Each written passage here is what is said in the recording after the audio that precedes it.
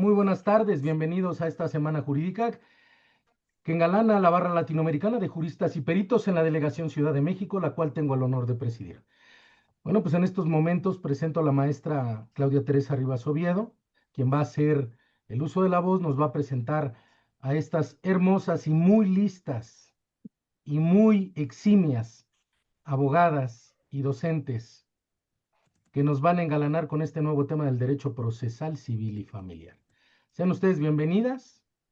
Y bueno, pues le dejo la palestra a mi directora, por adelante. Gracias, doctor. Muy buenas tardes. Así es, nuevamente nos engalanamos el día de hoy. Nuevamente estamos de manteles largos. Y bueno, pues estamos aquí en nuestro segundo día de esta barra. A ver, creo que se nos está cruzando aquí un sonido. Denme un segundito, no sé si soy yo. Aquí está. Denme un segundo, perdón. Siempre que estamos en vivo nos arriesgamos a esto. Estamos aquí en nuestro segundo día engalanados nuevamente de manteles largos. El día de hoy nuestro tema es el derecho civil y familiar, el derecho procesal civil y familiar, con todos estos grandes cambios que estamos viviendo, todos los que estamos inmersos, inmiscuidos en el mundo del derecho. Tenemos hoy dos invitadas de lujo. Voy a empezar a presentar a la maestra Blanca Ivonne Ábalos Gómez. Señoría, buenas tardes, muchas gracias por acompañarnos. Voy a leer su síntesis curricular para después que nos pueda eh, saludar a todos. La maestra Blanca Ivonne Ábalos Gómez es licenciada en Derecho, especialista en Administración y Procuración de Justicia, especialista en Derecho Empresarial, maestra en Derecho y en todos los casos es egresada de la Facultad de Derecho de la Universidad Nacional Autónoma de México. Durante el año 2003 y 2024 cursó estudios del programa de doctorado en Derecho de la Universidad Panamericana. Actualmente cursa la maestría en Ciencias de Educación en la Universidad Anáhuac. Ingresó a laborar al Tribunal Superior de Justicia del entonces Distrito Federal en el año 1998, adscrita al Juzgado 57º de lo Civil y desde entonces hasta la fecha forma parte del tribunal. A partir de diciembre de 2007 se desempeñó como secretaria proyectista de sala, adscrita a la segunda sala familiar. En febrero de 2015 fue designada como juez 23º de lo familiar en la Ciudad de México, cargo que ocupó hasta el día 29 de septiembre del año 2020. El 30 de septiembre de 2020 fue designada como titular del Juzgado Segundo de Tutela de Derechos Humanos, cargo que desempeñó hasta noviembre de 2024. A partir del 1 de diciembre de 2024 fue designada como juez adscrita a la Unidad de Gestión Judicial Tipo 2 en materia familiar, etapa preliminar, juicio y ejecución número 2. Ya más adelante hablaremos qué es todo esto. Adicionalmente, colabora en actividades docentes en el Instituto de Estudios Judiciales del Poder Judicial de la Ciudad de México, e igual que la inmensa mayoría de los docentes, esto es algo que le apasiona. Maestra Ábalos, muchas gracias por estar con nosotros, gracias por brindarnos este espacio y esperemos que se sienta como en su casa. Gracias, buenas tardes a todos y a todas. Agradezco enormemente la invitación. Obviamente, pues a la barra latinoamericana de juristas y peritos es un honor poder compartir el espacio con la maestra Cintia, por supuesto con el presidente Ildefonso Araiza y con usted, maestra Teresa. Pues disfrutemos esta tarde en esta charla. Muchas gracias, maestra. Y bueno, me voy a permitir presentar a nuestra segunda invitada, que también es una invitada de lujo. Ella es la maestra Cintia Erika Rivero Gómez. Denme un segundito, me están diciendo que no estamos transmitiendo en vivo todavía, si lo podemos arreglar, aunque la transmisión la puedan ver No, completa, sí de están todas en vivo, estoy maneras. viendo en la otra computadora, tal vez esta Janet no está retransmitiendo, pero sí estamos en vivo. Pero en mi perfil no estamos, Sí, pues, ¿sí? Sí, Bueno, a sí ver. estamos, aquí maestra. está, Ok, discúlpenme. Entonces soy yo la que no he podido compartir. es correcto. Ahorita pido a alguien que lo revise. Discúlpenme, por favor. Bueno, continuemos. La maestra Cintia Erika Rivero Gómez es nuestra otra invitada de lujo, que además actualmente forma parte de la barra latinoamericana de juristas y peritos en la delegación Ciudad de México. Así es que es parte de nosotros, de este equipo. La maestra cuenta con una licenciatura en criminología y criminalística forense. Terminó la licenciatura con un promedio de 9.6 en el Instituto de Ciencias Forenses. Y denme un segundo porque ya se me cruzaron las. Perdónenme, perdónenme. Es que esa es la transmisión, disculpen. No, sí, Bueno, guarda tu teléfono y no hay problema, ¿eh? asimismo, Eso es, cuenta con una licenciatura en Derecho por el Centro Universitario ETAC, misma que también terminó con un promedio de excelencia. Ha tomado diversos cursos, diplomados y actualizaciones, por ejemplo, diplomado en Derecho Procesal Civil, práctica forense de Derecho Procesal Civil, perito en criminalística. Ella es perito en criminalística, ha cursado diversos simposios y cursos en criminología, además de especializarse en Derecho Procesal Penal. Cuenta con diversos reconocimientos, solo voy a mencionar alguno de ellos, un reconocimiento por parte de la Universidad ETAC por ser miembro distinguido en su generación, así como un reconocimiento de excelencia académica por el Instituto de Ciencias Forenses al haber egresado con el mejor promedio de su generación. Ha laborado en muchos lugares. Empezó, como la mayoría de nosotros, en un despacho jurídico. Ha realizado diversas gestiones notariales. Estuvo en atención en ventanilla única en el entonces, cuando entonces les llamábamos delegaciones, en la delegación Cuauhtémoc. Laboró en el juzgado 54 de lo civil. Se ha dedicado en múltiples ocasiones y por periodos a diversas gestiones gubernamentales. Ha participado y actualmente sigue haciéndolo en despachos jurídicos. Trabajó también en la Secretaría de Economía en el área jurídica. Cuenta con una amplia experiencia profesional, incluyendo también de nueva cuenta el Tribunal Superior de Justicia del entonces Distrito Federal en materia familiar, y actualmente se dedica al litigio y gestoría independiente. Pues muy buenas tardes a las dos, bienvenidas, gracias por engalanarnos, gracias por estar con nosotros a ambas. Muchísimas gracias a todos y a cada uno de ustedes. Les agradezco la invitación, la oportunidad y sobre todo me siento muy orgullosa de formar parte de la barra. Realmente son personas que siempre están queriendo ser mejores como profesionistas, como seres humanos. Tengo el privilegio de conocerla, a usted maestra, al maestro Ildefonso. Y bueno, en esta ocasión, bienvenida también a la maestra Ivonne.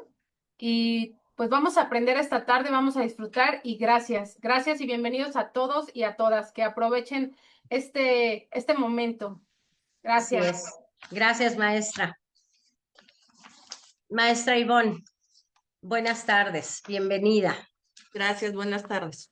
Pues aquí estamos, ¿verdad? Para platicar. Tenemos mucho que platicar. Ayer nuestro tema fue derecho penal y no nos alcanzó el tiempo. Le decía yo a la maestra que amablemente estuvo con nosotros, muy linda la maestra Aide Trejo, le decía, necesitaríamos toda la semana para hablar de derecho penal, pero también nos va a pasar lo mismo con el derecho civil y familiar. Yo recuerdo que cuando yo era estudiante hace muchos años, en el siglo pasado literalmente, los maestros siempre decían, el derecho civil es la columna del derecho. Quien sabe derecho civil puede hacer lo que quiera en todas las materias. ¿Qué opinión le merece esto, maestro Ivonne? ¿Es real o solo es porque me dedico a esto? Creo que sí. Bueno, yo honestamente comparto totalmente esa postura, ¿no? Mis orígenes, pues decir, curiosamente, yo cuando estudié la carrera, tal vez muchos de nosotros tenemos esta anécdota, estudiamos la carrera, en mi caso particular, pensando que me iba a dedicar justo al derecho penal, ahorita que lo invocábamos, ¿no? Entonces, toda esta tendencia, me gustaba mucho la psicología criminal y de hecho, en la universidad me tocó ser parte del entonces nuevo plan, donde nos permitían tener una preespecialización, ¿no? Y entonces, pues yo tomé esta preespecialización justo en materia penal, pero el destino es, pues digamos, peculiar. Hice mi servicio social en un juzgado en materia civil en el tribunal. Y a partir de ahí... Y ahí la atraparon. Exactamente, tuve la oportunidad de empezar a conocer en ese momento como prestadora de servicio social y al año siguiente se generan las plazas de pasante y pues derivado de la prestación de mi servicio social pude ingresar formalmente al tribunal con esta plaza de pasante, ¿no? Y la ventaja que tuve es que como era una plaza totalmente nueva, no tenía como tal funciones específicas asignadas y entonces pues dependía mucho del titular del juzgado, en esa época quien era mi juez, me dio la facilidad de aprender un poco de todo, porque me dejaba estar en las distintas áreas del juzgado, secretaría, conciliación, conocer incluso la parte administrativa, archivo, pero me empezaron a enseñar a proyectar, a hacer sentencias, ¿no? Y sí, literal, puedo decir, me enamoré del derecho civil, pero es que es real, porque aquí tenemos la base de las obligaciones, para empezar. Entonces, cualquier otra área del derecho pues, se basa, obviamente, en las obligaciones. La personalidad, donde la analizamos básicamente los atributos de la persona, ¿no? Pues obviamente lo aprendemos y lo vemos en el derecho civil. Y desde ahí vamos desdoblando n número de situaciones que van a regir nuestra vida cotidiana. Aprender, por ejemplo, desde el punto de vista procesal, me regreso a la teoría general del proceso, nos enseñaban el derecho procesal. En aquel entonces todavía existe, obviamente todavía nuestro código local, en aquel tradicional juicio ordinario civil. Y nos enseñaban así los procedimientos penales y los no penales. Entonces, cuando nosotros aprendíamos toda esta parte procesal, en realidad nos enseñaban como base con el procedimiento civil y a partir de ahí íbamos haciendo matices a lo mejor administrativo, a laboral, obviamente a derecho familiar. Entonces, yo creo que si dominamos tanto en la parte sustantiva como en lo procesal de manera adecuada todo lo civil, nos ayuda a matizar cuando tenemos intervención en otras pues materias que obviamente, como bien lo dijo usted, tiene esta columna vertebral que ha partido del derecho civil y que obviamente también tiene pues su importancia aprender a hacer los matices a cada pues área específica, pero sí, si nosotros traemos esta base sólida desde el derecho civil, tanto sustantivo como procesal, creo que nos facilita a interactuar en otras áreas del derecho, con excepción de la penal, que obviamente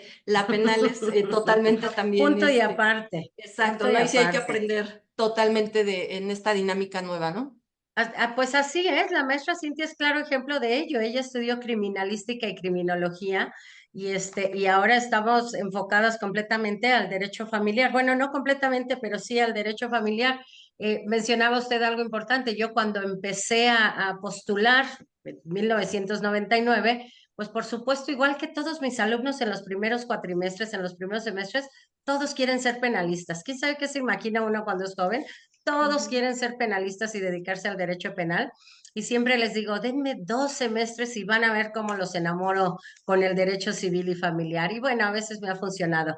Maestra Cintia, cuéntenos un poquito, ¿cuál es su experiencia en materia civil y familiar?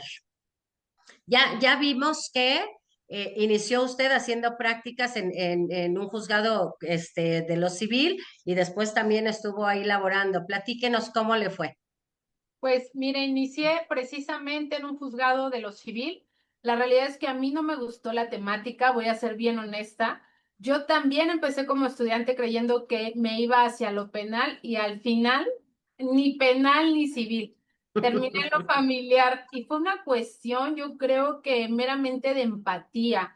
Al ver las situaciones en los asuntos familiares, como que me agradó el darme cuenta que a través de los asuntos laborales puede uno también eh, llevar esa temática familiar que en algún momento no pude eh, trabajar, ¿no? Por decirlo así. Y bueno, el hecho de ver cómo las familias, los niños menores de edad estaban en una situación donde requerían de parte de la autoridad y de parte de nosotros como litigantes, esa importancia que tienen, me enamoré realmente de la materia familiar. En cuestión de materia civil, bueno, pues estuve realmente nada más haciendo unas prácticas, pero definitivamente no congenié en esa idea. Y también he estado en algunas cuestiones registrales, también por azares del destino, materias que a veces ve uno en la universidad y dices, bueno, pues no creo ni siquiera llevar algún asunto de esa índole. Y uno propone y Dios dispone, dicen por ahí, ¿verdad, maestra? Al final, ahorita estoy más inmiscuida en materia familiar y registral, pero muy contenta. La verdad es que me da mucho gusto que me haya yo incorporado a la materia familiar, en donde pues puedo trabajar cuestiones que me llevan también a la parte humana, esa calidez humana, la verdad es que es muy bonito. La carrera da para sensibilizarnos, para compartir de nuestro conocimiento. Dígame, maestra. Para sensibilizarnos o también para desensibilizarnos, porque a veces ve uno tantas cosas y hoy somos muy afortunados porque tenemos las dos caras de la moneda, ¿no? Por un lado, la maestra Ivonne Ábalos, que es titular de un juzgado, que está del lado de la autoridad, y por el otro lado, usted y yo, que somos postulantes, que estamos del otro lado, y a veces también ve uno cosas muy fuertes y sí, sí nos sensibilizamos, pero en muchas ocasiones, y yo creo que a las tres nos ha pasado, tampoco puede uno sensibilizarse demasiado y dejarse llevar por cosas, porque además yo siempre le digo a la gente en general y a mis alumnos, de cada historia hay tres versiones, ¿no? La versión de cada uno desde su perspectiva y la versión que está en medio, que es la real, porque yo cuento la historia desde mi perspectiva y la otra parte va a hacer lo mismo, ¿no? Claro. Pues ha habido muchos cambios en nuestro país en el área jurídica. La verdad es que han sido los últimos años con reformas, con elecciones, con muchas cuestiones que han sido pues muy debatibles, sobre todo en las mesas, en las conversaciones. Maestra Ivonne, ¿usted cree que este nuevo procedimiento, tenemos hoy lo que seguimos llamando, que yo ya no sé si es correcto llamarlo el nuevo Código de Procedimientos o no? Porque ya no es tan nuevo, en realidad ya no es tan nuevo. El año pasado en nuestra semana jurídica estuvimos hablando de la implementación de este nuevo código. ¿Cree usted que el nuevo procedimiento es mejor, que nos está ayudando a una mejor impartición de justicia o no? Pues primero me atrevería a afirmar que sí. Como en confesional voy a decir por qué, algunas aclaraciones, ¿no? Para empezar, pues nuestro código procesal era local y generaba que todas las legislaciones de las distintas entidades federativas, pues obviamente tenían una regulación diferente, ¿no? Sobre todo en entidades federativas como Estado de México y Ciudad de México, que tenemos tanta cercanía y parece increíble, pero atravesábamos la calle y la legislación procesal, el juicio, el procedimiento podía ser totalmente diferente, ¿no? Sabemos que a nivel república, pues tenemos entidades que empezaron a trabajar con la oralidad, le fueron dando este impulso previo, aún en sus legislaciones locales, y otras preponderantemente se quedaron en lo escrito. Entonces, esto yo diría, para la ciudad en general es complejo, ¿no? Si nosotros que somos especialistas, yo siempre cuando tengo charlas académicas hago referencia y digo, aclaro que yo estoy hablando Ciudad de México porque es lo que yo conozco, pero en otra entidad federativa, si hoy en día que con las redes es tan fácil que nos vean en otras entidades, les digo, ayuden ustedes a corroborar en su código, ¿no? Porque podemos tener estas diferencias. Entonces, sobre todo en familias, por ejemplo, ahorita que estaban tocando el tema de la familia, pues a veces es complejo, ¿no? Saber si atravesamos la calle y ya estamos en Ciudad de México o estamos en Estado de México, cómo se lleva el juicio, qué derechos tengo, qué derechos no tengo, es complejo. Entonces, uno de los parámetros o postulados que tiene el nuevo código precisamente deriva de estas facultades que se le dieron al legislativo federal de entender que necesitamos un procedimiento uniforme en todas las entidades y obviamente también a nivel federal, ¿no? Entonces, este es el primer reto que tuvo desde la parte legislativa, armonizar la ideología de tantos estados, ¿no? Porque cada uno tenía su forma, y materializarlo en un solo código para normalizar, obviamente, y armonizar los distintos procedimientos para que una persona que va a demandar alimentos, que va a solicitar una guardia y custodia, pueda hacerlo de la misma manera, no importa si estás en Chihuahua, si estás en Yucatán o si estás en la Ciudad de México. Entonces, primer punto, a favor de este código, vamos a evitar que la gente, porque todo esto es para la sociedad en general, no es para que los abogados seamos especialistas y conozcamos. Podamos ser postulantes en cualquier lado, así es. Exacto, ¿no? Porque nos ponemos a estudiar pues sacamos adelante las cosas, ¿no? Pero la intención es que la sociedad sepa cómo se va a llevar su juicio, que entienda, porque el juicio es para ellos, ¿no? Entonces, este es el primer punto.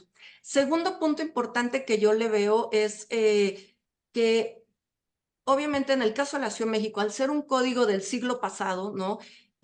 Pues, y aparte nuestra tendencia, que sabemos que éramos 1000% positivismo jurídico, la ley dice, y entonces teníamos reglas muy estrictas de aplicación. gradualmente pues fuimos incorporando estos enfoques de derechos humanos, ¿no? Aunque el código traía las reglas estrictas de aplicación, derivado de los tratados internacionales que México tenía, y materia familiar yo diría que fue pionera y vanguardista, porque aún antes de que fuera la reforma a la Constitución Federal en 2011, empezamos a aplicar temas como interés superior de niñas, niños y adolescentes, ¿no? Entonces, no había la restricción de que el procedimiento no dice, oye, que la ley expresamente no lo reconoce. Se empezó a trabajar y obviamente desde primera instancia y también, pues, diría yo, en concordancia con muchos criterios de las autoridades federales, hasta que incluso llegaron a hacer jurisprudencia, nos fueron permeando a las autoridades de obligaciones que debemos de tener en el procedimiento. Aquí hablando como operador jurídico, parte de la impartición de justicia, pues aunque el código no lo dijera expresamente, hay una N de obligaciones derivadas de enfoque de derechos humanos que obviamente pues con la reforma constitucional federal de 2011 se fueron incrementando, ¿no? Entonces, hoy para poder impartir justicia de forma adecuada y en este enfoque de derechos humanos, por poner un ejemplo, tengo que juzgar con perspectiva de género, con perspectiva de infancia, con perspectiva de discapacidad, y no quiero seguir enunciando todas las demás perspectivas, ¿no? Porque es ya un listado. Yo les digo los grupos de atención prioritaria, si utilizo el lenguaje de la Constitución local. Entonces, todo esto son obligaciones que como operadores jurídicos vamos adquiriendo y tenemos que tener muy claras. Pero de nuestro lado está perfecto, en nuestra obligación. Pero vuelvo a insistir, ¿y la sociedad cómo sabe cuáles son todos estos derechos, todas estas perspectivas con las que el juez les va a juzgar? Entonces, parte también importante de lo que hizo el código es como sistematizar toda esta serie de obligaciones que se tienen que pues atender cuando uno imparte justicia y materializarlas en esta reglamentación nueva. ¿Qué es lo que puede hacer cualquier persona? Porque también tenemos pues personas, o digamos, gente que no es especialista en derecho, que hoy en día pues es muy, digamos, conocedor o no sé, le gusta estar pues investigando también y se ponen a leer la ley y entonces hoy te dicen, fíjate que en el código ya dice esto expresamente. Y entonces también para uno como autoridad es menos complejo estar explicando a veces ciertos conceptos porque ya están en el código, ¿no? En este código procesal. Y entonces, que eso es lo que se busca, ¿no? Recordemos que todo esto deriva de lo que fueron los diálogos de la justicia cotidiana, donde justo lo que se quería era hacer una justicia que sea accesible a la gente. Entonces, vuelvo a insistir, nosotros como obligación lo tenemos, si no lo cumplimos, bueno, sabemos que como servidores públicos, N número de responsabilidades que se generan. Pero aquí lo importante es que es un código que le dice a la gente cómo debe de resolver el juez, cuáles son los pasos a seguir y toda esta serie de principios que incorpora obviamente esta nueva legislación que engloba de manera, yo diría, muy sistemática, pues los aspectos más relevantes de los derechos humanos y vuelve ahora sí a poner en esta vanguardia de una legislación procesal civil y familiar a la persona, que a lo mejor antes los códigos anteriores o los códigos locales no se notaba tan evidente, pero hoy sí, si nosotros revisamos cualquier parte del código, nos percatamos que el centro es la persona y que entonces en todo momento estamos juzgando con un enfoque de derechos humanos, donde independientemente del juicio, de la acción de la que voy a tratar, tengo que ver qué tipo de persona están interviniendo, si pueden tener una condición de vulnerabilidad, ¿no? Esto en general, y le enuncio también nada más, pues otro tema vanguardista, pero que obviamente la pandemia nos enseñó que es el camino para que la justicia no se detenga, la justicia digital, ¿no? Justo pues incorporar y la relevancia que también en este código a cada momento se hace de los medios alternativos de solución de controversias, ¿no? Que no todo es juicio, sino que hay mejores alternativas para resolver los juicios, que es precisamente una solución que venga de las partes, ¿no? Me quedo ahorita aquí, pero como bien dicen, estos temas dan para ampliarnos muchísimo. Así es, y por eso decía yo que qué enriquecedor que tengamos las dos caras de la moneda, porque entonces le pregunto a la maestra Cintia, de este lado como postulantes, como lo que conocemos como litigantes, usted maestra cree en su experiencia, que la tiene y mucha, ¿cree que este nuevo código ha beneficiado el procedimiento o definitivamente no? o depende y cae toda la responsabilidad en los abogados? Platíquenos. Claro que sí. Maestra, bueno, yo antes que nada enaltezco, la verdad es que el unificar la legislación en la materia es algo muy importante para nosotros como abogados, porque como bien comentaba la maestra Ivonne, ¿no? El hecho de que litigáramos en Ciudad de México y estuviéramos a 10 minutos de distancia del Estado de México ya era otra situación. Aquí lo importante para nosotros como litigantes es también el hecho de que la normativa ahora va a ser más digerible también para nosotros. Vas a poder defender de una manera más ecuánime. Esto es, te va dando experiencia, porque el hecho de que tú vayas litigando bajo una misma línea, entonces te va a permitir perfeccionar también tu trabajo, te vas a perfeccionar en la materia aún más, pero sobre todo vas a dar a la comunidad lo que decíamos, ¿no? En este caso, a los justiciables, pues realmente la calidad del derecho como ellos se merecen. Qué importante es, a veces nos contratan a nosotros creyendo que no te preguntan ustedes de Ciudad de México, a mí me la recomendaron y vaya a Tlaxcala y vaya a Acapulco y vaya, sí, de verdad. Y qué importante es también poderle dar calidad de servicio a las personas y, bueno, en esta parte que también enaltezco, la parte de los derechos humanos, que se mencionaba de alguna manera, pero ahorita ya es algo fundamental el establecer esos derechos, el privilegiarlos, el reconocer a las personas con ciertas características, con, de alguna manera, perspectiva de género, como bien lo decía, y que sí es importante, porque sobre todo en materia familiar, tenemos que tener esa lupa para poder um, cuestionar el asunto en particular. La materia familiar es una materia muy delicada. Estamos hablando de niños que el día de mañana van a ser jóvenes, esos jóvenes que el día de mañana van a ser gente productiva o no productiva, y gente que a través de la educación y los valores que se hayan sembrado debido a que los progenitores pudieron aglomerar el amor, el cuidado y la protección hacia ese menor, ¿puede ese niño ser productivo o estar el día de mañana yo defendiendo a un delincuente? O estando en un ministerio público viendo una situación de el papá que en materia familiar, por desquitarse con la mamá, no eligió hacerse responsable. Esa parte a mí me encanta porque también este nuevo código, a través de la inmediatez, que es que pues la autoridad esté presente, sensibiliza también a la autoridad, hace que no nada más vea en frío palabras, el expediente, no le transmite nada el expediente, pero cuando sensibilizamos a través de una mirada, a través de un tono de voz, a través de expresar sentimientos, emociones, alguna molestia o alguna realidad dentro del núcleo familiar, entonces es más viable que el juez pueda decretar o emitir una sentencia razonable y no tanto apegada a una normativa. Me estoy refiriendo a cuestiones humanas, a cuestiones en donde se le va también a permitir al hombre, como yo lo he venido diciendo, es que no por ser hombre no puede ser un buen padre. Y también hoy lo vemos en la sociedad, no por ser mujer es una buena madre.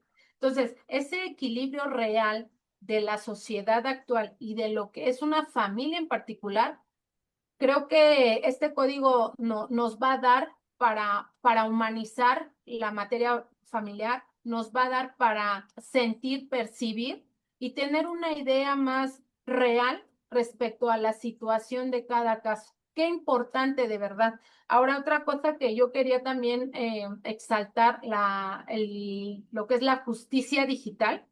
En muchas ocasiones también hay personas que, sobre todo en materia de alimentos, pues es que no tengo ni siquiera para venir a firmar el documento, para venir a la audiencia. No, pues no se presentó el demandado nuevamente y traiga sus testigos y venga. Esa situación que a veces no se ve regularmente en otras materias. En materia familiar vemos esta necesidad económica de esas mujeres mayormente, ¿no? Hoy también ya hay hombres, ¿verdad? Pero mayormente de mujeres. El derecho o el acceso a una justicia digital nos va a permitir que a través de cualquier medio de un aparato tecnológico se puedan conectar y esto da muchísima ventaja. También por cuanto hace a las mujeres, ya somos más activas laboralmente, si tenemos actividades, entonces también nos permite reducir tiempos. Qué importante es, y a veces no nos damos cuenta, pero contribuimos al medio ambiente. Este sistema también reduce la producción de papel, reduce la contaminación, cosas que en la criminología también se ven. O sea, a veces una actitud o un sistema social impacta de manera global y en cuestiones que a veces ni siquiera nos damos cuenta, tan pequeñas y repercuten en otras áreas. Entonces, de verdad que yo estoy fascinada con este sistema, maestra, a mí me encanta, nada más que vamos a ver cómo ya en la realidad, en la praxis, pues la autoridad se pueda dividir en tantas audiencias porque tiene que asistir, principio de continuidad, de concentración, no puedo dejar a medias la Una audiencia. audiencia, claro, Sí, claro. exactamente, pero vamos a ver ahora en la realidad cómo, cómo es que el recurso humano les va a dar para que puedan llevar a cabo las audiencias de manera presencial, de manera continua y justo puedan resolver, porque eso es el objetivo. Y otra de las cosas importantes, el hecho de que podamos escuchar a las partes de qué es lo que quieren.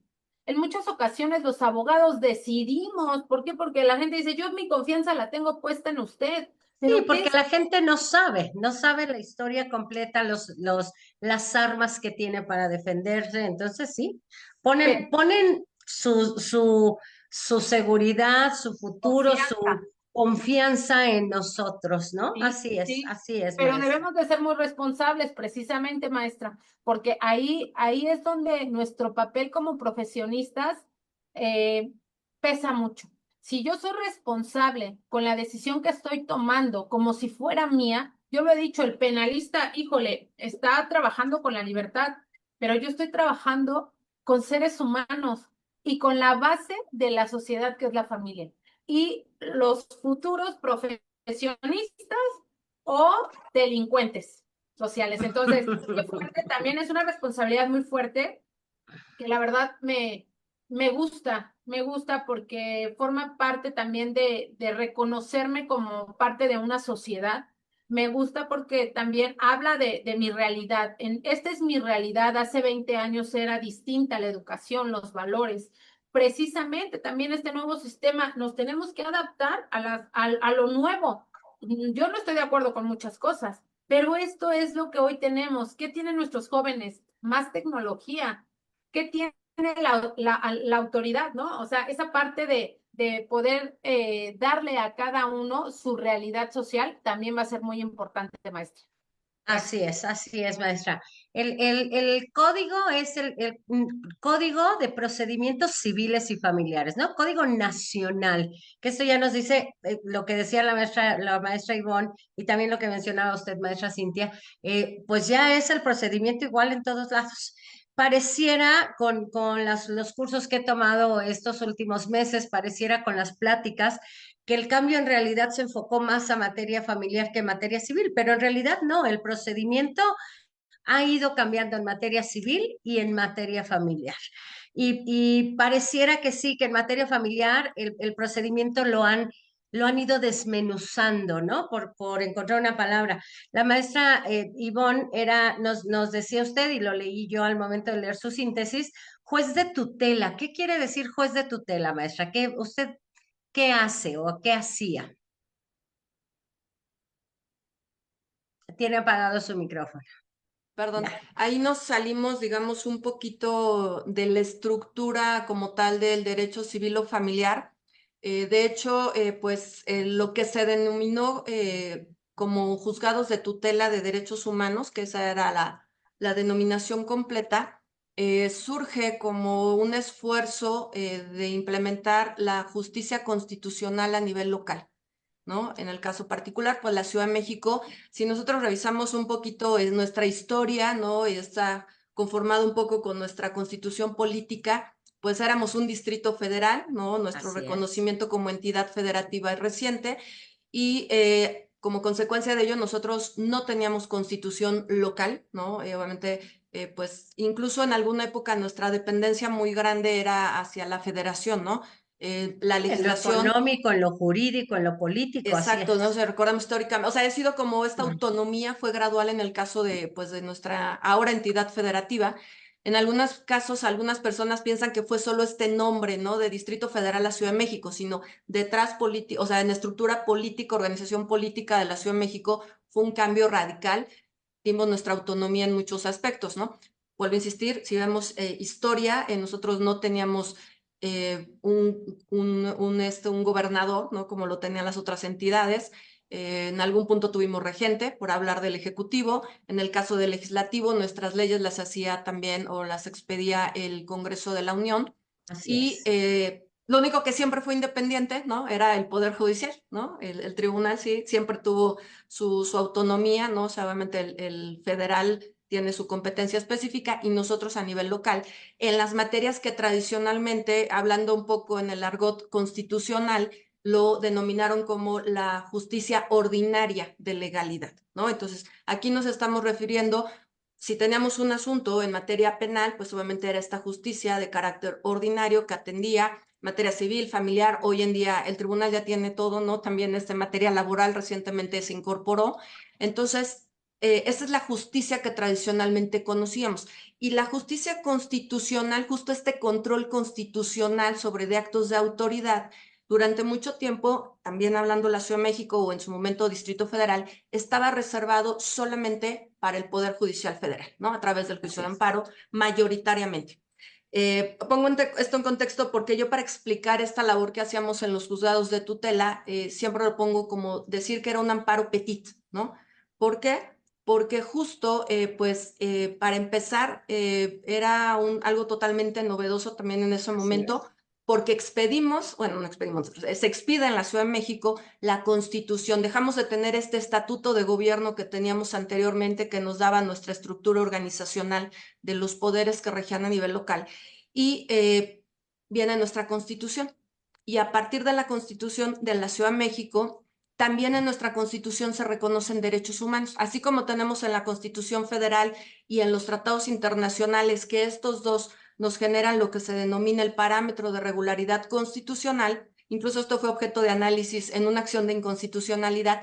Se reconoció que sí podía este constituyente local reconocer derechos humanos en esta constitución local, siempre y cuando ampliara la protección de derechos que estaba obviamente en este parámetro, en este catálogo, por decirlo de alguna manera, de la Constitución Federal y de los tratados internacionales que ha suscrito nuestro país, no podía restringirlos. Entonces ahí teníamos de este punto de partida que obviamente estos derechos humanos reconocidos en la Constitución local también podían ser violentados por autoridades de la Ciudad de México. Y entonces, si estábamos hablando de una presunta violación de derechos humanos reconocidos en Constitución Federal o tratados internacionales, teníamos los medios de control constitucional que están a nivel federal, juicio de amparo, ¿no? Acciones también ahí en la regulación que hace el federal, puede conocer, por ejemplo, de acciones de inconstitucionalidad. En el caso de la Ciudad de México, nuestro marco de acción para ejercer este control constitucional local es derechos humanos reconocidos en la Constitución local, en el catálogo, que la Ciudad de México es muy preciso porque enuncia los derechos, ¿no? Entonces, también si hablamos de que la gente conozca cuáles son sus derechos, en la Constitución de la Ciudad de México es mucho más fácil empezar a revisar y decir, yo tengo derecho a esta situación, yo tengo derecho a tal. Y bueno, nos hace todo este reconocimiento de los derechos.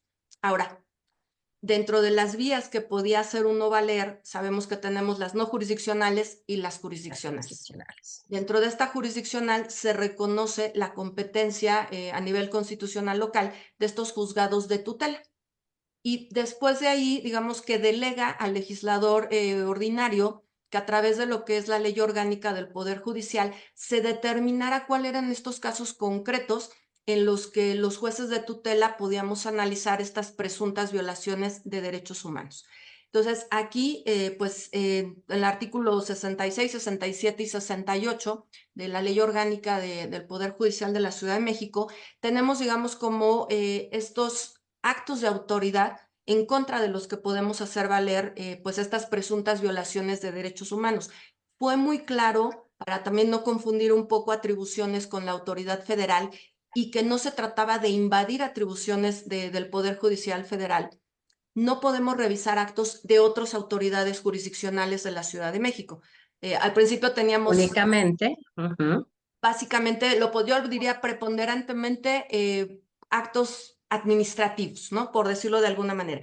El artículo 66 expresamente dice procedimiento, competencia de la Administración Pública de la Ciudad de México, pero por ahí incluso en el proceso penal sabemos que no todo es actos ya dentro de juicio, sino que hay matices, que eso ocurre obviamente, pues digamos ya desde el análisis que antes hacía Poder Judicial Federal. Hay ciertos actos del Ministerio Público que no son todavía considerados como parte del proceso penal, ¿no? Entonces, ahí teníamos que tener mucho cuidado justo para no invadir la esfera de lo que pudiese ser el actuar de un juez de control, por ejemplo. Entonces, era también una labor en su momento que me tocó desempeñar muy, bueno, en mi caso muy satisfactoria, porque justo era algo totalmente novedoso. Al otro titular del otro juzgado y a mí justo nos tocó pues inaugurar este sistema, y durante 4 años prácticamente trabajamos estos asuntos, ¿no? Como se tenía que ir expandiendo, por decirlo de alguna manera, el número de jueces que tenían que conocer. Después lo que se hizo es que también hay otros jueces que actualmente están conociendo de manera mixta. ¿A qué se refiere esto? Estos que comentaba yo que eran órganos jurisdiccionales que conocían tradicionalmente pues acciones de materia civil o penal, que son actualmente los que están en funciones mixtas o bifuncionales, también se les asignó conocer tutela de derechos humanos, ¿no? Entonces, literal, replicamos un poco este esquema como en federales, que ya sabemos que hay federales que analizan juicios federales y juicio de amparo. Bueno, acá igual hay jueces que son de proceso oral civil y de materia penal, que actualmente siguen conociendo, pues digamos, de manera simultánea, tanto juicios que ya eran competencia de su materia, ya sea civil o penal, y adicionalmente pues concentraron el conocimiento de estos que se llama la acción como tal, acción de protección efectiva de derechos, ¿no? Bien, maestra, suena muy complicado, pero en realidad no, en realidad vino a simplificar parte del procedimiento y de la organización, ¿no? Nosotros de este lado, de la cara de la moneda, como postulantes, mi sensación, no sé, la maestra Cintia seguramente lo comparte conmigo, pareciera a veces que los juzgados están rebasados porque necesitamos más juzgados que por muchas cuestiones no se han abierto, que estaba en proyecto de abrirse, que se canceló, pero la sensación siempre de nosotros de este lado siempre es, están rebasados en sus funciones, están rebasados, la cantidad de trabajo es, no hay manera humanamente posible de cumplir con todo lo que tienen pendiente. Hace, hace una semana terminé un taller que dio un juez de juzgados del Tribunal Superior de Justicia de la Ciudad de México, y le decía yo, tomé un curso al cual fui invitada por una persona de juzgados penales, y el curso era de perspectiva de género. Entonces yo en lo personal tengo mucho debate porque decía, ¿qué tan necesario, y se lo pregunto a usted, maestra Cintia, qué tan necesario es que tengamos que decirle a los jueces, a las autoridades, oye, no se te olvide que tienes que juzgar con perspectiva de género? No debiera ser algo, replico la pregunta que hice la semana pasada, no debiera ser algo que los jueces, que la autoridad haga normalmente sin que le tengamos que decir, oye, no se te olvide juzgar con perspectiva de género, porque además pareciera que cuando usamos la frase perspectiva de género, la gente cree que es para apoyar a la mujer, porque la mujer es la que sufre más, la que es más débil en algunas cuestiones, y la realidad no, la perspectiva de género habla en su origen de la igualdad de género. Hombres y mujeres tenemos los mismos derechos y las mismas obligaciones con algunas diferencias. Maestra Cintia, ¿qué comentario le merece esto? No, pues precisamente nuestro nuevo código obliga a la autoridad a determinar con perspectiva de género.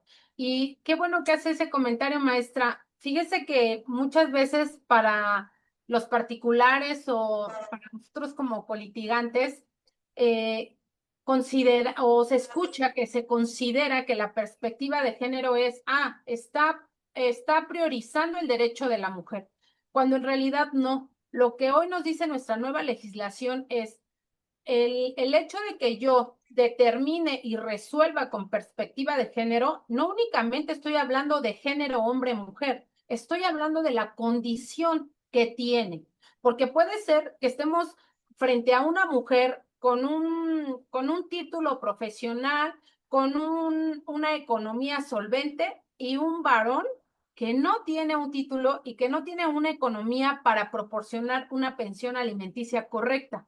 Entonces, ahí ya no estamos hablando tanto de que ella es mujer, por ser mujer es más débil, no.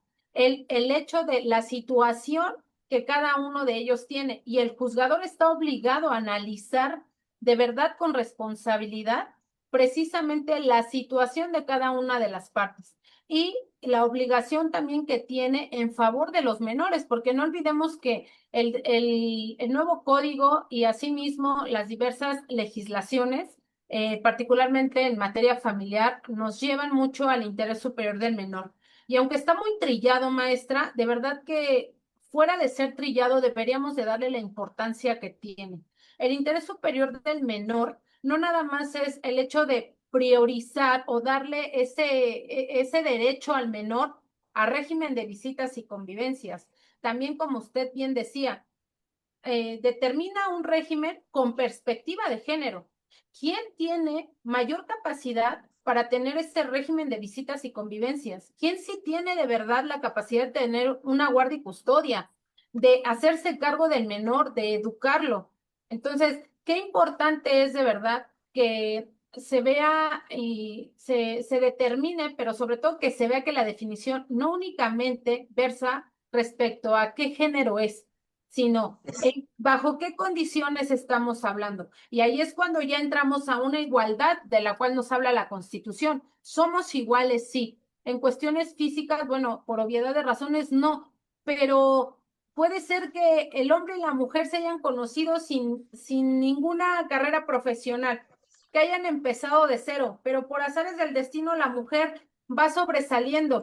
Por azares del destino, la mujer trae más afectación cognitiva y psicológica. Perdón, sí es la madre, sí le dio la vida, sí es mujer, pero no puede, no tiene la capacidad cognitiva de tener una guardia y custodia. No la tiene. La señora está trabajando, la señora está con algunas alteraciones mentales que no le permiten darle al Con menor prioridades distintas, así es. prioridades distintas, pero es ahí donde entra la perspectiva de género, que como bien usted dice, no debemos de confundir perspectiva de género con darle el derecho a la mujer porque es mujer y porque es vulnerable porque es mujer. No es cierto. A veces no hay mujeres vulnerables, hay hombres vulnerables, de verdad.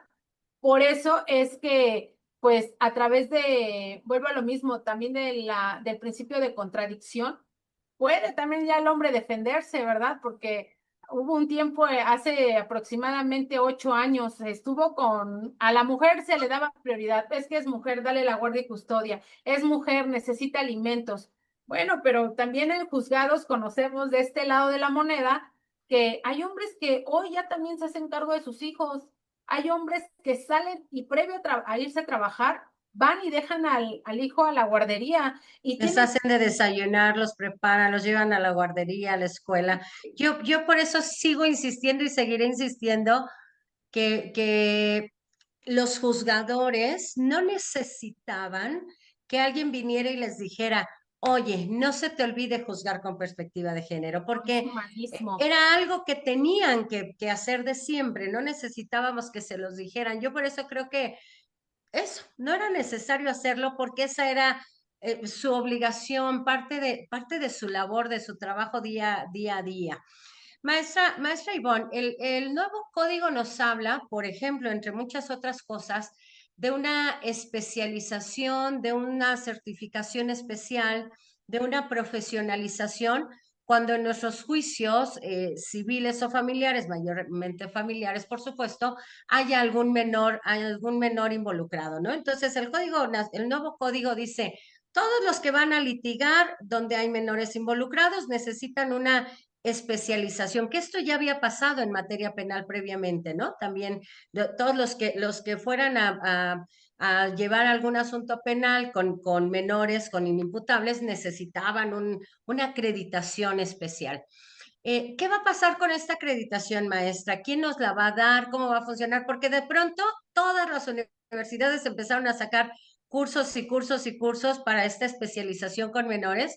Y alguna vez le pregunté yo a alguien en el tribunal, a alguna autoridad, oye, ¿todas estas escuelas tienen alguna autorización, algún permiso del tribunal? ¿Qué va a pasar y en qué va a consistir esta especialización? ¿Usted sabe orientarnos? No, la verdad aquí sí voy a tener que reconocer que creo que esto no necesariamente va a ser institucionalmente por parte del tribunal. Yo creo que tendrá que ser un trabajo conjunto de varias instancias, porque desafortunadamente temas como la perspectiva de género, temas como el interés superior del menor, eh, en ocasiones todo el mundo piensa que sabe de qué está hablando, pero incluso justo con el interés superior de niñas, niños y adolescentes, tuvo que generarse una jurisprudencia donde reconocían que era un concepto jurídico indeterminado y que el legislador no puede dotarlo de contenido casuístico y decir el interés siempre va a ser así, 1, 2, Así es. 3, porque evidentemente tiene que ser, yo siempre digo, es un guante a la medida. Cada caso va a tener situaciones totalmente diferentes del otro. Incluso justo en esta jurisprudencia, el Poder Judicial Federal reconoce y dice, incluso dentro de la misma familia, el interés superior del hermano 1 no va a ser igual al del hermano 2, porque también a veces en esta idea general creemos que todos son niños, ¿no? Todos tienen 6 años y entonces, no, cada niño, cada niña tiene su propia personalidad, su propia forma. Entonces, en este primer momento, aquí sí, digo, insisto, yo hasta donde tengo conocimiento, creo que todavía no hay un mecanismo, Sí, no lo digamos, hay. como armonizado, que vaya a decir, va a ser una certificación. Pero si a mí me preguntan desde una percepción, y aquí sí me salgo del papel de operador jurídico y la digo muy subjetivamente, creo que más allá de decir tengo un documento que me acredite como experto en, creo que eso se nota en la forma en que una persona asesora jurídica se presenta a un juicio. Así es. O sea, yo puedo me traen la certificación de donde ustedes quieran, pero si veo que ese abogado ni siquiera se dirige al niño, que ni siquiera tuvo una entrevista previa con él, ni siquiera le informó más o menos cómo iba a venir para prepararlo, para que el niño venga relajado, yo digo, pues aunque me traigas el certificado X, o sea, tú no tienes una cercanía para tratar a un niño, ¿no? A una niña y explicarle lo que implica venir a un juicio, por decir un ejemplo, ¿no? Y cuando estuve en proceso escrito, yo atendía las pláticas con niñas, niños, y por el contrario, o sea, había casos donde el niño, me acuerdo mucho que en alguna ocasión está platicando con un niño, y entonces le digo, oye, ¿sabes a qué vienes? Y empieza uno a tratar de, pues, de generar un poco de conexión con ellos, porque pues tiene que ser rápido, porque como extraño llegas a presentarte y demás. Y entonces me dice, sí, y me empieza a decir, yo vine, tú eres la juez, ¿no? Y yo, sí, yo vine a platicar contigo y te vengo a contar. Y entonces él empieza desde su perspectiva y desde su lenguaje, y venía muy, muy preparado, y lo digo en el buen sentido, no aleccionado, que hay una gran De diferencia acuerdo. entre Sí, preparado sí, y aleccionado. Venía preparado, él sabía a qué venía. Y le digo, oye, ¿y por qué? O sea, ¿tú por qué sabes? Y me dice, es que a mí el abogado me dijo todo lo que iba a pasar, ¿no?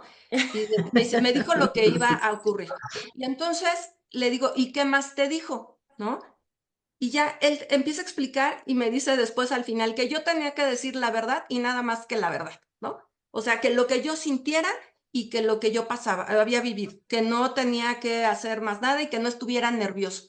Entonces, esa sensibilidad que tuvo ese abogado para platicar con el niño previamente, para que el niño no se sintiera mal en un entorno pues donde pudiese ponerse nervioso y demás, a mí que me refleja que ese abogado trae una especialización, ¿no? Entonces digo, en este momento, como tal, insisto, creo que todavía no hay un algo oficial que diga, esta va a ser el mecanismo de certificación, pero yo diría, creo que más de prepararnos o inquietarnos por tener un documento, yo me inquietaría y me preocuparía si yo fuera asesor de jurídico de alguna de las partes y tengo un asunto de niñas, niños, conocer bien lo que implica, obviamente, toda la protección de derechos de niñas, niños y adolescentes, ¿no? El buscar el que se protejan integralmente sus derechos, ¿no? Porque justo a veces en la forma en la que se plantea una demanda dice uno sí está cuidando pero descubre el otro, ¿no? Y la protección de derechos humanos y más de niñas, niños es integral, ¿no? Entonces, y yo diría, ahorita a lo mejor no nos preocupemos tanto en tener un documento, porque ahorita pues legalmente no podemos exigir un documento, pero sí preocupémonos en la forma en la que planteamos nuestros asuntos, que realmente estemos desde la parte de litigio buscando que la resolución, que lo que queremos que el juez resuelva sea lo más adecuado para ese niño, para esa niña, y que no agreguemos situaciones, ¿no? Que a veces, pues sabemos que en la práctica se ocurre, ¿no? Lo hacen para tratar de obtener una sentencia favorable, pero no necesariamente, ¿no? Es pues algo que en el entorno del niño o de la niña lo va a beneficiar, ¿no? Que Entonces, sea lo mejor para él, claro. exacto, ¿no? En un entorno que a veces implica, no voy a ganar al 100% el juicio, por eso decía yo al principio la importancia de estos medios alternativos, ¿no? O sea, a lo mejor no necesito una sentencia, pero ayudo a sensibilizar a las partes y a lo mejor se puede terminar el asunto por un convenio en donde ayudamos a que los interesados, papá y mamá, reflexionen y hagan lo mejor para proveerle un entorno adecuado al niño en lo que le quede de infancia, adolescencia y como también decía adecuadamente la maestra Cintia, ¿no? Para que construyamos adultos que obviamente pues no estén padeciendo ya como adulto algún tema que hayan vivido en su infancia o en su adolescencia. Así es, a veces parece que los adultos, Si me permite sumar al comentario de mi colega aquí, la verdad es que sí, qué importante, ¿eh? Y como bien dice, puede uno a lo mejor traer la especialidad, pero se nota cuando no tenemos la empatía o lo que hoy queremos, esa parte humana en todas y cada una de las partes que vamos a intervenir en los juicios. ¿Por qué? Porque efectivamente, sobre todo materia familiar, habla de valores, de responsabilidad, de obligaciones claras. O sea, yo tengo obligaciones desde el momento en que yo elijo de manera por responsabilidad o por no responsabilidad traer a una criatura al mundo. Ya eso ya me genera una responsabilidad y tengo que hacer esa conciencia. Y hoy nos está tocando a los abogados, a las autoridades en áreas jurídicas, nos está tocando llevar a esa conciencia a la sociedad. Qué labor tan importante, de verdad, qué bonito que a nosotros nos estén dando la estafeta en este momento y qué responsabilidad también. Pero qué padre, a mí me emociona porque digo, wow, no voy a dejar que nadie venga y me diga, más bien voy a darles de lo que al menos a mí me ha servido, ¿no? Como bien decía, a ver, el papá y la mamá, señores, ustedes eligieron ser padres. El menos culpable es el menor. ¿Por qué venir a conflictuarlo y todavía ponerlo y exponerlo con terceros, con peritos, con el juez, con la jueza, ¿no? Con autoridades como el Ministerio Público, como autoridades como periciales, ¿no? Y dices, o sea, ¿qué necesidad? Cuando en realidad mi obligación como padre es una, criar, amar y darle protección a lo mejor alimento o educación. Como mamá, de igual manera, tenemos responsabilidades, pero si no empezamos a concientizar que justamente el hecho de que tengamos muchísimos asuntos familiares es por la falta de conciencia, la falta de valores y la falta de responsabilidad que hoy se tiene en la sociedad. Este es el resultado. Precisamente por eso hablaba, hagamos hoy el cambio. Mucha gente me ha dicho, es imposible. No es cierto. Yo no creo que sea imposible. Yo sí creo en el cambio. Yo sí amo la abogacía a mí me encanta, o sea, amo lo que hago y yo estoy convencida que el cambio no es porque yo lo diga o porque yo lo haga y en una semana se va a hacer. No es cierto, es paulatino. Pero si comenzamos a generar cosas diferentes en nuestros jóvenes, en nuestros nietos, en nuestros hijos, entonces vamos también a proyectar a futuro una sociedad distinta. Hoy ya no nos vemos como seres humanos. Hoy vemos al cliente en cuestiones económicas. Hoy no nos importa el hijo, hoy nos importa cuánto le puedo sacar al marido. O sea, no, así no son las cosas, somos seres humanos. Y justo, si establecemos bien en la materia familiar la conciencia, materia civil va a tener menos trabajo, ¿eh? ¿Por qué? Porque la gente va a cumplir, oiga, usted me arrendó por un año nada más, tenga, le entrego, pero porque la gente es consciente, hoy la gente cínica dice, no me importa, y hágale como quiera, ¿no? Y antes pedían prestado dinero y de palabra te decían, mi Así palabra es, vale. Hoy así no. es. Entonces, si hacemos conciencia, creo que en todas las materias vamos a aportar demasiado. Y somos privilegiadas, muy privilegiadas. Sí, desafortunadamente pues la sociedad, ¿no? Nos ha llevado en estos grandes cambios que no siempre han sido para bien, que no siempre han sido positivos, por diversas cuestiones, por salir adelante, por triunfar, por tener una vida profesional. La mujer salimos de casa para dedicarnos a muchas otras cosas, además de la casa, porque no quiere decir que ya no nos dedicamos a la casa, sino que además de la casa, ahora nos dedicamos a otras 20 cosas y pareciera que la historia nos está empezando a cobrar una factura porque la sociedad está en una franca decadencia en todos los sentidos. Como bien dice maestra Cintia, si en la materia familiar avanzáramos de la manera que tiene que ser, seguramente les bajaría mucho el trabajo en los juzgados civiles justo por el cumplimiento de obligaciones que decía la maestra Ivonne, ¿no? Las obligaciones pues son la base de nuestro día a día, los contratos. Yo les pregunto a mis alumnos cuando doy el curso de contratos, ¿quién de ustedes ha firmado un contrato? ¿Quién de ustedes ha sido parte de un contrato? Y la mayoría me dicen, no, yo nunca. No, no es cierto. Claro que sí, todos los días somos parte de un contrato, el transporte público, la compraventa, 10,000 acciones y obligaciones civiles en las que estamos inmersos sin darnos cuenta. Hablaba usted, maestra Ivonne, hace casi al inicio de esta plática, de la perspectiva de género, de la perspectiva de infancia y de muchas otras perspectivas. Pero me parece que justo podríamos decir que la más importante o que a las que más podrían ayudarnos en la sociedad como sociedad para crecer, para mejorar, sería justo esto, la perspectiva de infancia. Qué importante es que ustedes, juzgadores, porque cuando mamá y papá están inmersos en un juicio, cuando mamá y papá se dejan llevar solo por emociones, se les olvida la inmensa mayoría de las veces que el que va a pagar todas las facturas de todo lo que estamos haciendo de manera incorrecta son justamente los menores, son justamente los hijos. Me parece que esta perspectiva de infancia es, sí, de las más importantes. Yo me imagino que en algún momento el legislador dijo, a ver, antes, cuando yo terminé la licenciatura, por ejemplo, para podernos divorciar, necesitábamos reunir al menos una de las 21 causales de divorcio. Cuando yo daba esta clase, yo decía, si alguien se quiere divorciar, mínimo una de las 21 causales. Y la causal más socorrida era la infidelidad, que además, paradójicamente, pues la más difícil de probar, prácticamente imposible de demostrar jurídicamente hablando.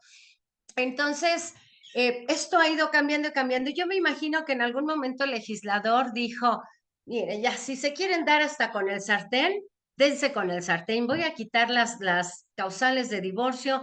Quien se quiera divorciar, que se divorcie. ¿Por qué podría yo obligarlos a seguir casados? pero a quien sí voy a proteger es al menor. Y es aquí donde surge todo esto de proteger realmente al menor, tratar de darle esta protección, voy a usar nuevamente la palabra, que en casa no está teniendo, ¿no?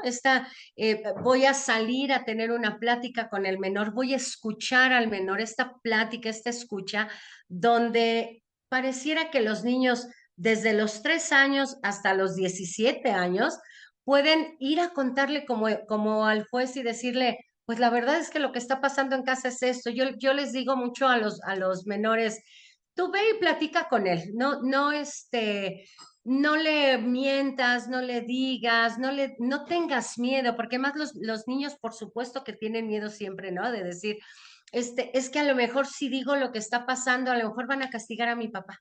Es que a lo mejor si digo que me quiero ir con mi papá, mi mamá se va a enojar conmigo. Y siempre hay esta cuestión, y creo que esta parte ha sido fundamental, sí, el papá y mamá dense con lo que quieran, o arrendador y arrendatario dense con lo que quieran, las partes en un contrato, las obligaciones, pero vamos a proteger siempre al menor. ¿Qué hay de esta perspectiva de infancia, maestra Ivonne? ¿Cómo la vemos aplicada ya en el ejercicio de la profesión?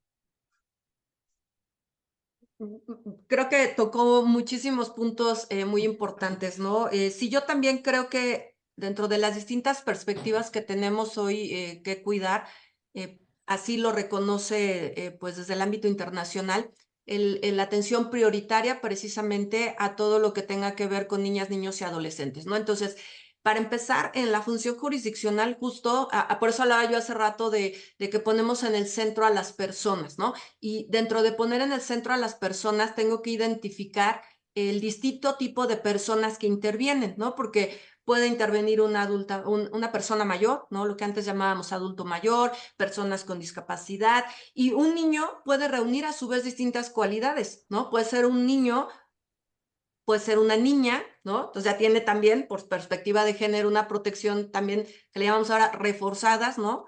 Y puede también a lo mejor tener una discapacidad. Entonces, vamos, digamos, como concatenando, que esto es, diría yo, la parte tan interesante que implica hoy en los derechos humanos, nuestras obligaciones, que como bien decía usted hace ratito también, ¿no?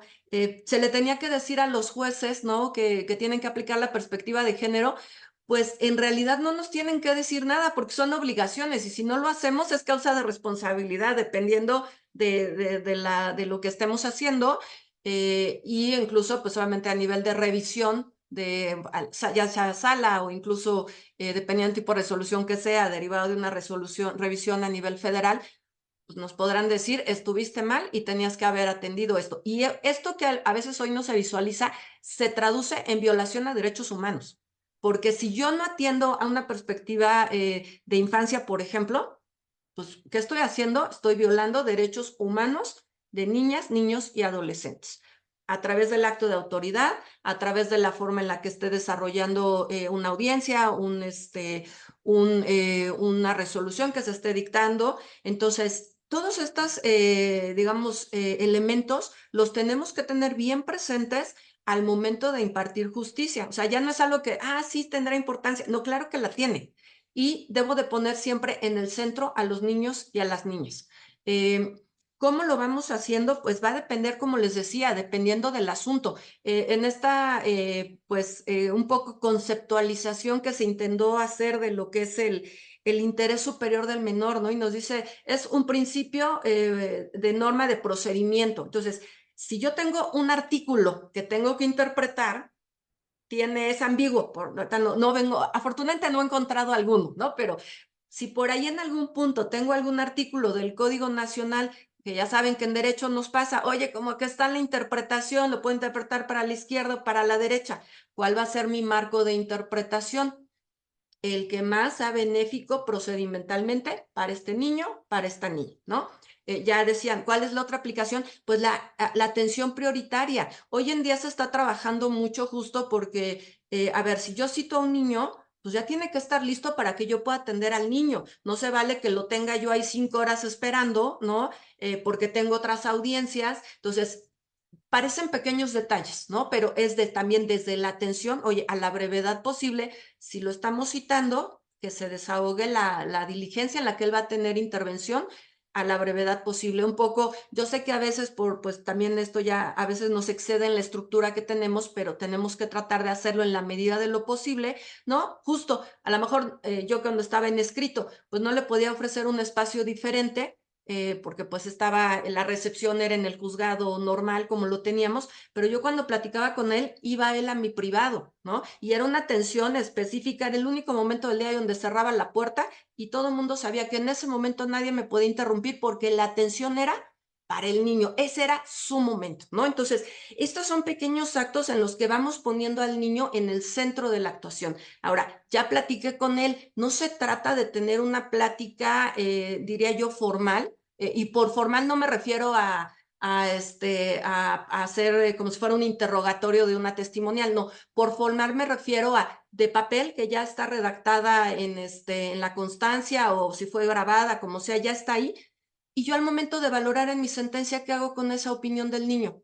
La debo de poner en el centro y con todos los demás elementos de prueba voy a resolver. Entonces, ahí sí realmente estoy valorando este interés superior de ellos. ¿De qué sirve que yo lo escuche y nada más esté la constancia de que lo escuché, pero no tomé para nada en cuenta en la decisión lo que dijo este niño o esta niña, ¿no? Entonces, son distintos actos Esta en es los una que... labor muy importante, perdón que la interrumpa tantito, maestra, porque sí, efectivamente, o sea, el juzgador tiene esta obligación de poner en el centro lo que el menor quiere y lo que el menor dice, pero al mismo tiempo siempre les digo yo a mis clientes, tienen tanto colmillo los jueces familiares, de verdad tanta experiencia, que también son capaces de darse cuenta cuando un niño está sufriendo interferencia parental, cuando un niño ha sido aleccionado y cuando alguien le dijo, tienes que decir que te quieres quedar conmigo.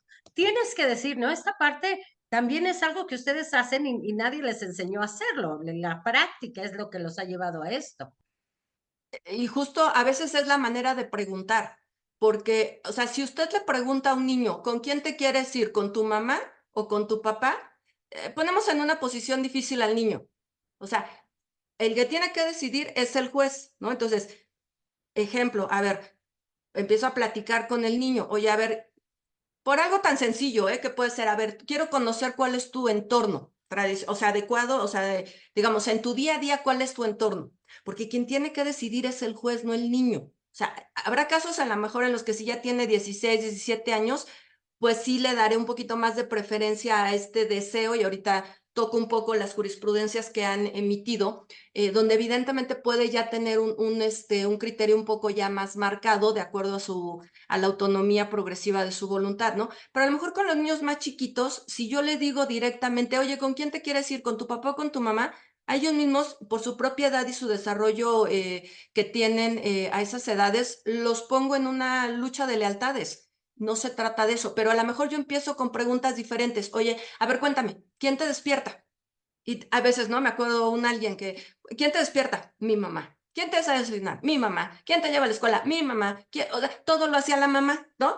Entonces, ¿de dónde viene a decir el papá que él quiere la guardia y custodia porque él atiende 1000% al niño? Entonces, en ese caso yo no tengo que preguntarle al niño, ¿te quieres ir con tu mamá o con tu papá? Sino justo de la propia entrevista que estamos desarrollando con él y que él me cuenta, oye, ¿y con quién juegas? ¿O qué juegas? No, pues tal cosa. Oye, ¿y con quién juegas eso? No, pues con mi mamá un rato, luego con mis primos y luego llega mi abuelita. Ellos mismos te empiezan a contar y tiene uno que aprender a adecuar el lenguaje, la conexión que generas con ellos de acuerdo a su edad. Yo le hablo a un niño de 17 años y por supuesto que se cierra tal vez, ¿no? Con los de 17 yo me sentía a gusto porque cuando me hablaban de tú, yo me sentía fenomenal porque quiere decir que están conectando y no te sienten tan ajeno a ellos, ¿no? Cuando de repente ya te hablaban de usted, a lo mejor al principio obviamente, pues porque te dicen, es la autoridad y esto, ¿no? Y por la forma en la que empiezan a hablar. Y de repente había algunos que ya en el curso se empezaban a sentir digamos, como más relajados y me decían, ¿te puedo hablar de tú? Y yo sí, sin problema. Y entonces empiezas a generar un poquito, insisto, estas conexiones.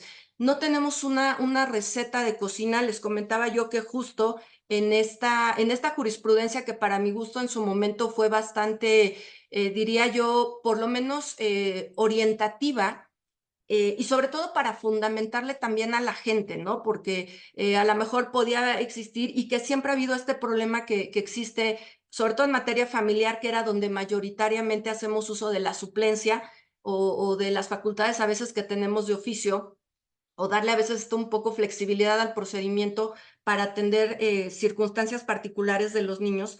El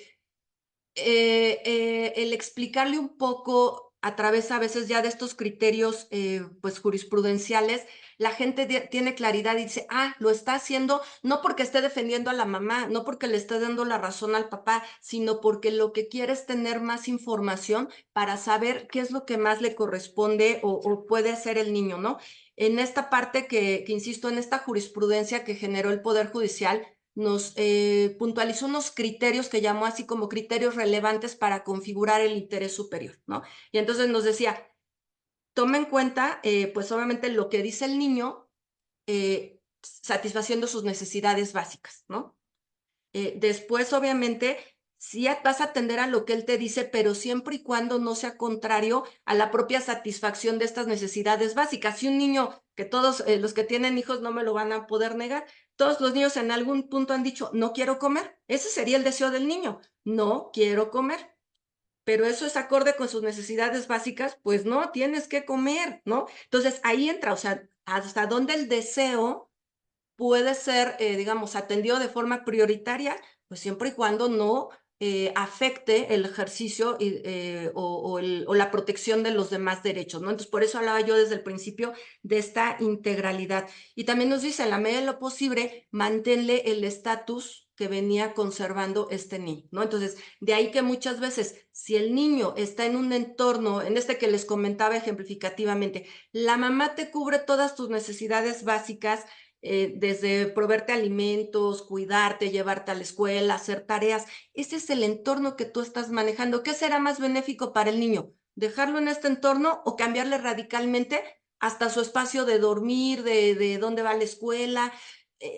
Parecen pequeños detalles, pero son muy importantes en la vida de un niño, de una niña, ¿no? Entonces, estos son los elementos justo que nos pueden ir ayudando a configurar. Les comento, esta jurisprudencia a mí me gustó mucho en ese momento cuando la vi, porque te da como pautas más objetivas para poder decir, a ver, sí, en este caso ya vi la opinión del niño, pero no la puedo totalmente atender, porque a lo mejor hay casos donde el niño dice, me quiero ir con mi papá, y perdón la expresión, pero pues es porque es el papá buena onda que el fin de semana me da de comer pizzas, me lleva al cine, me lleva a todo diversión, y mi mamá de lunes a viernes, pues es la estricta, que me trae con normas, que me pone a hacer tarea.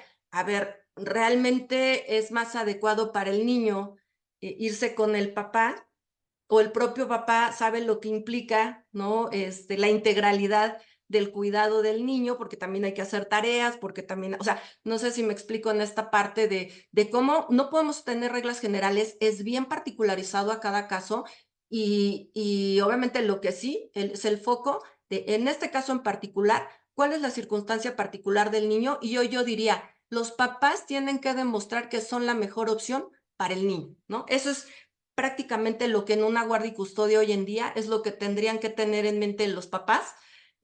Afortunadamente ya se cambió la redacción del artículo que decía que casi en automático se le daba la custodia a la mamá, salvo en casos de violencia, porque ahí tenían que acreditar que la mamá no atendía pues el cuidado. Y hoy diría, hoy los papás, hablando en genérico, papá o mamá, deben de demostrar que son la mejor opción para el niño, ¿no? Y que lo que más le conviene al niño es estar ya sea con la mamá o ya sea con el papá.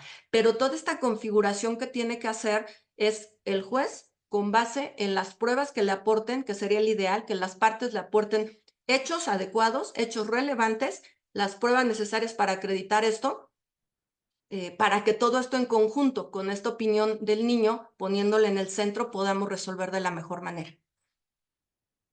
Que además, dicho sea de paso, creo que esta es una de las bondades más grandes que tiene el derecho familiar. No hay cosa juzgada. No hay cosa juzgada. En materia civil si un juez dicta una sentencia, agotadas las instancias y ahí queda y no hay manera de hacer cambiar lo que un juez dijo. Pero en materia familiar, sí, en materia familiar puede ser que mamá era la mejor opción y con el paso del tiempo a lo mejor papá recapacita y entonces ya se convierte en una opción a la par, no necesariamente ahora es el mejor o viceversa. Entonces, esta es de las bondades del derecho familiar.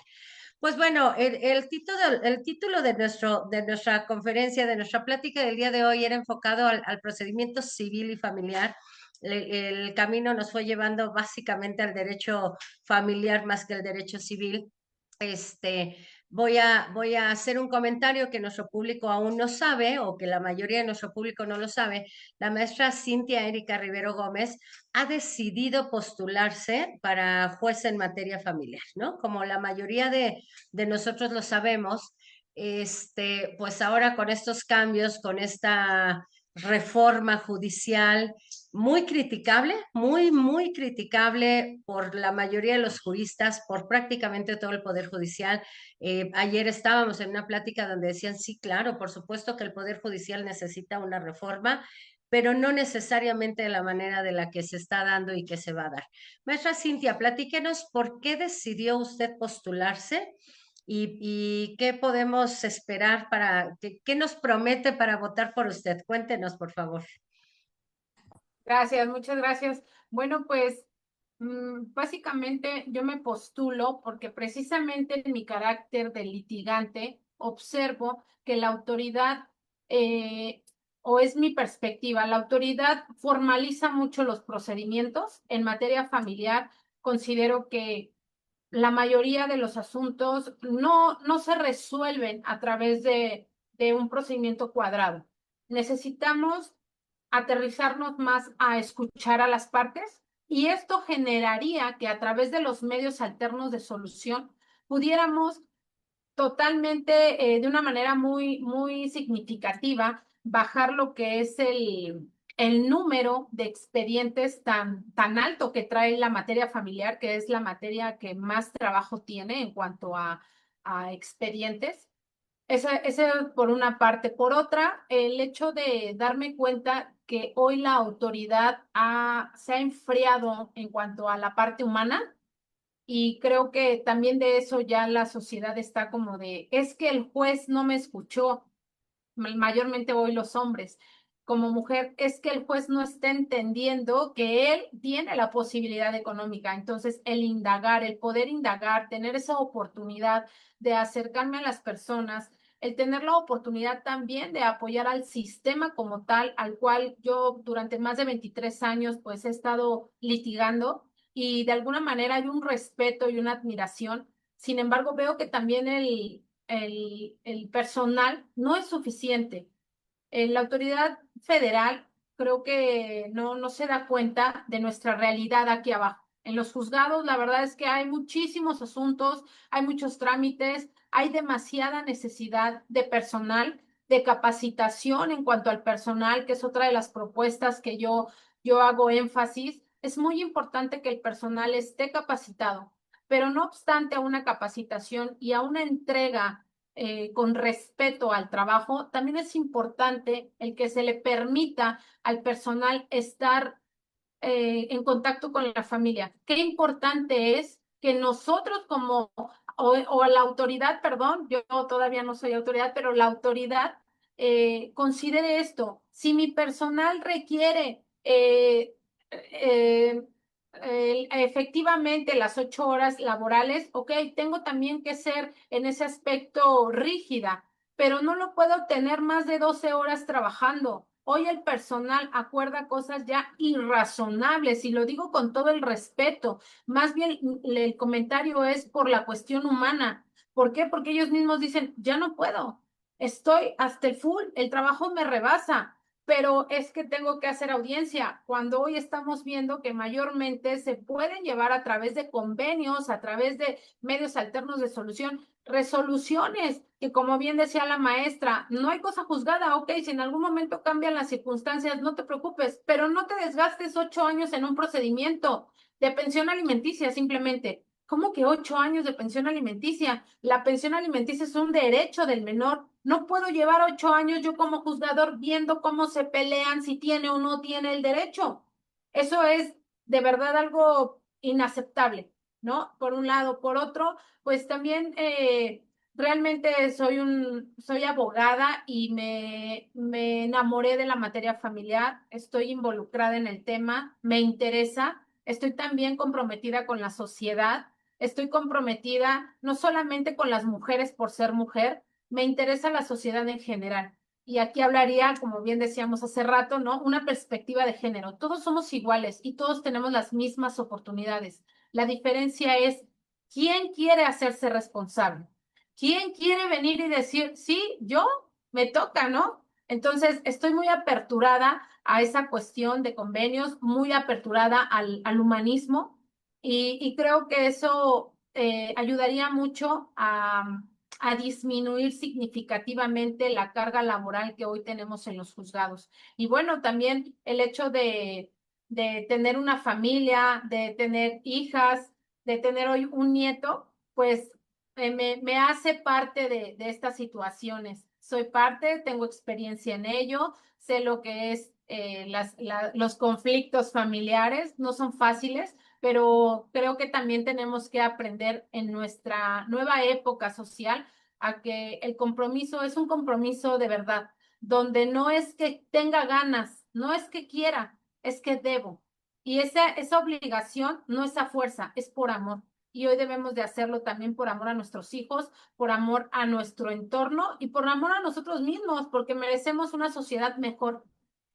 Por eso, maestra, es que me estoy postulando en este momento. Y bueno, los invitaría a que este 1 de junio a todos y a cada uno de ustedes de una manera responsable efectuaran su derecho al voto, el cual a veces nos quejamos del sistema y decimos, es que lo pusieron, es que ya estaba dado. Señores, no dejemos en manos de otra persona nuestro derecho a elegir. Ahora, si tanto nos quejamos, salgamos a las calles y entonces hagamos esa diferencia para poder decir, yo voté y en su mayoría votamos por tal o cual y la situación fue diferente. Le dejamos al árbitro de una tercera persona nuestras decisiones que van a afectar a nuestra familia, a nuestro matrimonio, el bienestar de nuestros hijos, una pensión alimenticia. O sea, totalmente son cosas tan importantes que regresamos a lo primero con lo que se comenzó esta conversación, la responsabilidad que tenemos cada uno de nosotros como padres, como madres, como parte integrante de una sociedad, si así se me permite, como autoridad. Entonces, les invito también a que sean responsables, no nada más a las cuestiones en materia familiar, también a cuestiones democráticas, porque somos un país privilegiado y enaltezcamos también esos privilegios que hoy en México aún se tienen. Gracias, maestra. Gracias, maestra Cintia. Quiero dejar a propósito a la maestra Ivonne al final ya con unos últimos comentarios. Tenemos varios comentarios, ¿no? Pero, maestra Cintia, una pregunta en particular para usted, dice el doctor Alejandro Jiménez. ¿Qué opina la candidata Cintia de la sustracción de menores sin que el sustractor tenga alguna consecuencia o castigo? No, pues considero que todo acto que conlleva la afectación a cualquier persona, no nada más a un menor, tiene que ser investigado y si este es considerado a través de los elementos que el derecho penal nos requiere, debe de ser sancionado y, bueno, sentenciado a través de la materia penal. No podemos tampoco considerar o decir que el hecho de que no se lleve a cabo de manera correcta un procedimiento a la ligera responder pues es que no hubo los elementos suficientes. No, tenemos también nosotros como ciudadanía que exigir a las autoridades que hagan su trabajo y lo podemos hacer a través de sistemas que la misma ley nos permite, a través de responsabilidades administrativas, responsabilidades que tienen los servidores públicos. Entonces, no es viable el que haya una acción o una omisión en contra, no solamente de un menor, sino de cualquier persona y que esto no sea debidamente castigado. Porque precisamente para eso existen nuestras leyes, para eso existen las autoridades, porque la misma legislación nos dice, los principios, nadie puede hacerse justicia por su propia mano, ok, pero aquí autoridad entonces, que tú estás encomendada, haz tu trabajo para que hoy la gente no haga lo que tú misma me estás diciendo que no puedo hacer, me atas de manos, me dejas en un estado de indefensión, donde no puedo ni pedirte a ti. ¿Por qué? Porque es tu obligación y no lo haces, y no puedo yo hacerlo porque emocionalmente hay un sentimiento que genera humanamente el quererme desquitar, el querer ejecutar, sí, o sea, es la verdad, maestra. Entonces, pues sí, esa sería mi opinión, maestra. Bien, maestra Cintia, pues muchas gracias, muchas gracias. Estamos llegando al final de esta emisión. Les agradezco enormemente a las dos que hayan estado conmigo, con nosotros, con la barra, en esta charla el día de hoy, enfocada evidentemente al derecho familiar. Maestra Ivonne, usted, por congruencia con su carrera judicial, con la experiencia, con sus principios, ha decidido dejar el Poder Judicial. Platíquenos brevemente por qué y qué es lo que le dejan estos años de carrera judicial. Lleva usted, si no me equivoco, 27 años en este ejercicio de la justicia. Bueno, pues básicamente es, como bien dices, una decisión personal. Después de, sí, prácticamente van a ser 27 años de carrera judicial. Me llevo todo, diría yo, porque pues mi ejercicio profesional siempre ha sido dentro del tribunal. Formativamente, comentaba yo al inicio, hice desde el servicio social. Tuve la oportunidad de aprender de grandes titulares, ¿no? Afortunadamente siempre tuve como titulares, tanto en juzgado como en sala, a personas muy comprometidas, justo que me transmitieron valores, el amor por la carrera judicial, porque eso es lo que teníamos, ¿no? Esta construcción diaria, este ámbito de entender y saber, independientemente de la percepción que se puede tener al exterior, en lo personal siempre me transmitieron el entender que detrás de cada expediente, aunque me tocó una fase durante mucho tiempo escrita, siempre hay una persona detrás, siempre hay un reclamo, incluso en materia civil que es patrimonial. Cuando yo elaboraba proyectos de sentencia, siempre lo hace uno visualizando que detrás justo hay personas, en ese momento puede ser su patrimonio, eh, algo monetario, bueno, podemos resumirlo en tema patrimonial, ¿no? Y desde esa época siempre era poner esa atención y saber que detrás hay personas, tratar de hacer pues lo más equitativo posible dentro del marco de la legalidad, sobre todo cuando me tocaba por resolver asuntos civiles o mercantiles. Sabemos que en esa época que sí era totalmente de aplicación estricta, todavía era pues más complejo, pero nunca perder de vista esa visión, ¿no? Entonces, en cada acto que realicé, desde que era yo proyectista, tenía yo esta ideología que me fue transmitida por mis titulares, lo reitero, que dentro del orgullo que me llevo es que yo en la esfera de mis atribuciones, cuando logré ser titular, pues traté de replicar un poco esto, ¿no? Justo es saber que siempre hay una persona o personas, ¿no? Involucradas, atender los casos de niñas, niños. De los momentos que más disfruté siempre fueron justo las pláticas con ellos, ¿no? Era el momento pues privilegiado del día, porque te nutren tanto, te contagian tanto, y obviamente pues tratas de hacer lo que sea mejor para ellos. Entonces me voy a llevar muchos años de enseñanza, muchos años de aprendizaje, mucho agradecimiento, porque justo profesionalmente soy quien soy, gracias obviamente pues a la impartición de justicia, a esa oportunidad que le dieron a una persona pues recién egresada de la licenciatura con sueños, ¿no? Y que la dejaron materializar sus sueños. Y no me podría pues obviamente ir, insisto, más que agradecida con todo lo que implica la función jurisdiccional. Formar parte de ella es, creo que, de los más grandes desarrollos profesionales que puede tener una persona. Obviamente lo hablo porque esto ha sido mi esfera, cada quien pues siempre vamos a defender la propia. Me ha permitido participar en muchas actividades dentro de la propia esfera del Poder Judicial, como es la docencia, que también es algo pues que me ha gustado mucho, y activamente me permite el Instituto del Poder, Instituto de Estudios Judiciales, pues participar activamente en actividades docentes, ¿no? Todo esto que conlleva, ¿no? Básicamente el seguir estudiando, el actualizarte, y el aplicar todo lo que vas aprendiendo en la parte legal, en la parte humana, pues en cada uno de los asuntos que nos toca atender, ¿no? Y creo que eso no tiene, pues, cómo, pues, equipararse a ninguna otra situación de vida que me vaya a tocar vivir, ¿no?